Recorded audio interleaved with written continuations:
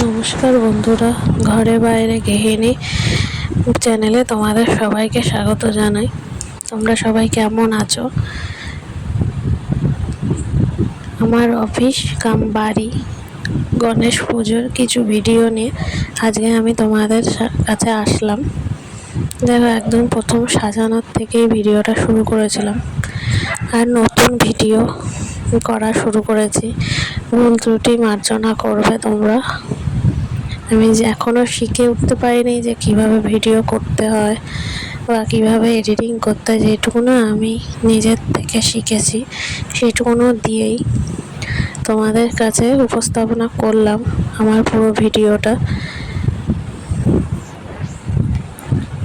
দেখো, এদিকে আমার মেয়ে, এটা গণেশ পুজোর পরের দিন সাজানো হয়েছিল, আগের দিন। আর আমার মেয়ে খুব যত্ন সহকারে ও পুষ্পপত্র সাজায়। আমাদের বাড়ি যত পুজোই হোক, যবের থেকে ও একটু বড় হয়েছে তবের থেকে পুষ্পপত্রটা ওই সাজায়, খুব ভালোবাসে আর খুব যত্নের সহকারে সাজায়। ওর কাছে পুষ্পপত্রের থালাটা যদি আরও বড় হতো তাহলে ওর খুব ভালো হতো। ও চায় প্রত্যেকটা কালারের ফুল আলাদা আলাদা করে রাখতে। এখন আমরা চলে এসেছি আবার মূল মণ্ডপের কাছে, মানে আমাদের পুজোর জায়গায়। দেখো, আমরা সবাই মিলে পুজোর জায়গাটা ভালো করে সাজিয়ে গুছিয়ে রেখেছি।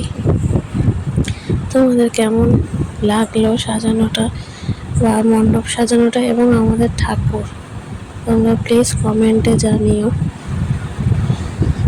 ভিডিওটা লেন্দি হয়ে গেছিলো বলে হয়তো স্পিডটা বাড়ানো,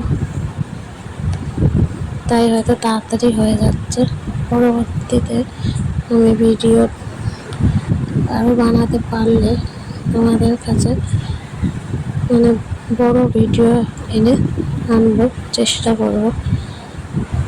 তোমাদের ঠাকুরটা কীরকম হয়েছে তোমরা জানিও।